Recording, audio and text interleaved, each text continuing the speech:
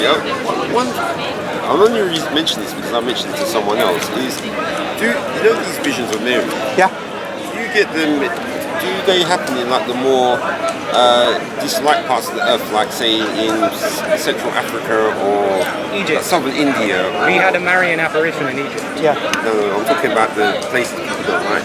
So it's Central Africa and like Southern India, and because those are general places where the people who live there, they don't get as much love from the rest of the There's earth. a very famous apparition site for Indians.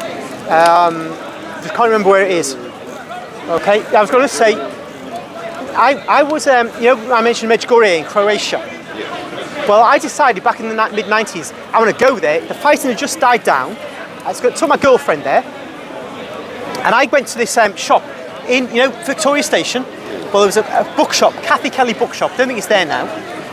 And I got this I got books, used to get books from there. And I got this magazine type, newspaper format type thing, which looks at different Marian apparitions all over the world.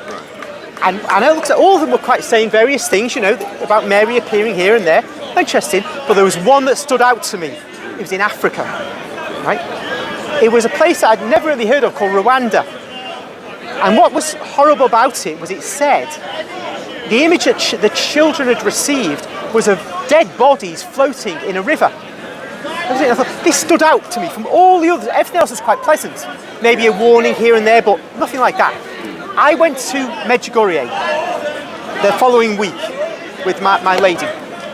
And that week I was there, that very week, the president of Burundi's plane crashed. He died. Shot down by I don't know who, can't remember now. But that sparked the Rwandan massacres. Now, how on earth did that image appear? Well, I found out about these children in Rwanda later on. What happened was all of them, some of them were pagans, and one boy particularly was pagan. He was taught the Our Father by Jesus. They were converted. So some of them were lovely Catholic girls from Catholic schools. Probably all of them dead. Now, died in those massacres. But what matters particularly here to me is that I knew that there was going to be a massacre. I didn't know how, I didn't know when, but I knew prior to the event, because I've still got that newspaper. And I knew also, in a way, prior to the breakup of Yugoslavia, that there was going to be something happening. Because prior to the breakup of Yugoslavia, in 1981, a born-again Christian girl, when I was in Sheffield, gave me a Sunday Times magazine, which talked about the apparitions of Mary in Medjugorje, which started on June the 25th, 1981. And she described herself as the Queen of Peace. The word peace appeared in the sky, Mir, in that language, Serbocrat. And you know what?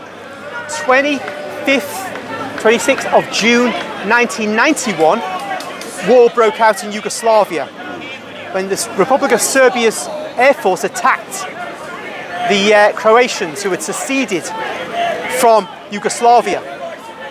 So it's like this absolute coincidence in Yugoslavia, but me having this magazine 10 years before, and the absolute coincidence of the Rwandan genocide and the visions that I read about before it happened.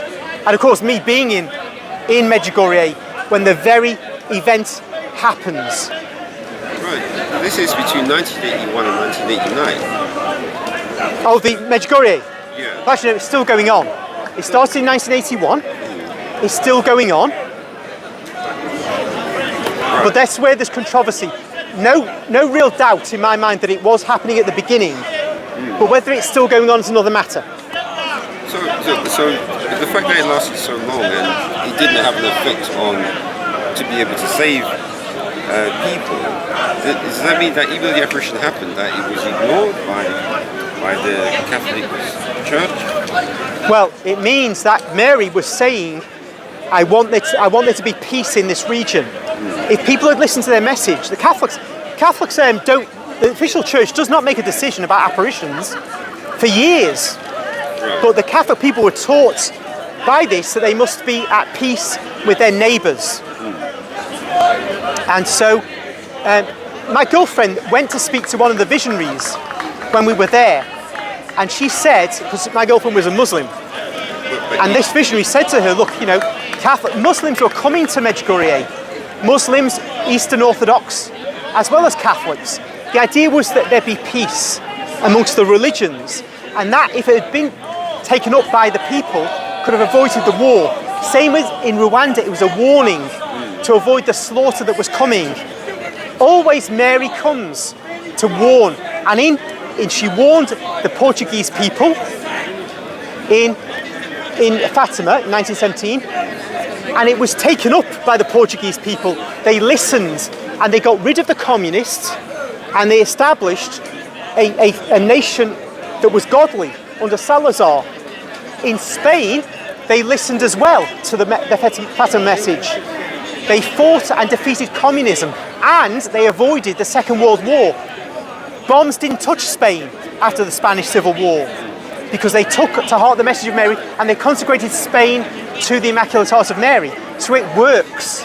That's what Britain and all the nations need to do. If they do it, we might avoid a Holocaust. But we won't, so we will get what was coming to us. Yeah, because he said, I was just checking, this is CatholicNewsAgency.com, and it says there's only one Vatican-approved Marian apparition that took place on the African continent, Our Lady of Kibeho. Yeah, that's it, Rwanda. Yeah, so it says from 1981 to 1989, there were reports of Marian apparitions in Kibeho, Rwanda. But what I find interesting is that he says it's the only Vatican-approved apparition in the African continent. Yeah. But when we read in Ezekiel, God talks about his people being gathered from Ethiopia. So you think that if he's going to be, if the African sort of continent, subcontinent gets mentioned so much in the Old Testament, it seems strange that they've only got one Vatican-approved apparition. Because that doesn't mean apparitions aren't happening. You see, historically, Sub-Saharan Africa was untouched by the West, right? The Catholic Church only started penetrating it in the 19th century, establishing missions for education and so on, for welfare. So you can't record what's happening. You've got to get statements. You've got to get investigations undergone, and that was really only possible in the 20th century. But we have a whole slew of apparitions prior to the 20th century in Europe. Yeah, but this to me sounds biased. Only because of historical factors. You can't get them in the 19th century in Africa. So they may have been going on. And in the early 20th century in Africa, it's still a continent where you've got the church still pressing into these pagan zones, where the colonial powers are there and they're organising, but you haven't got a means by which, if a girl comes and says, oh, Mary has spoken to me, where can you get the investigative tribunal? In Africa, it's very thin on the ground. In Europe, it's heavily established. It's just a practical matter. But I've no doubt of this, that the Blessed Mother appeared to Africans in a vast number over Africa. Because you know what? Africa was 11% Christian in 1900.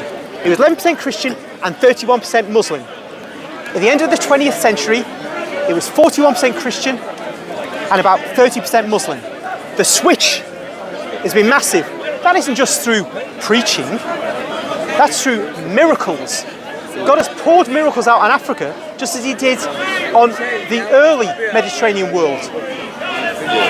You know, you can see clearly the way things are going in Africa, and I'm sure the same's happening in China. There's a vast change there as well. There's also the sub-World Park India as well, so that's the other place to So, yeah, all right?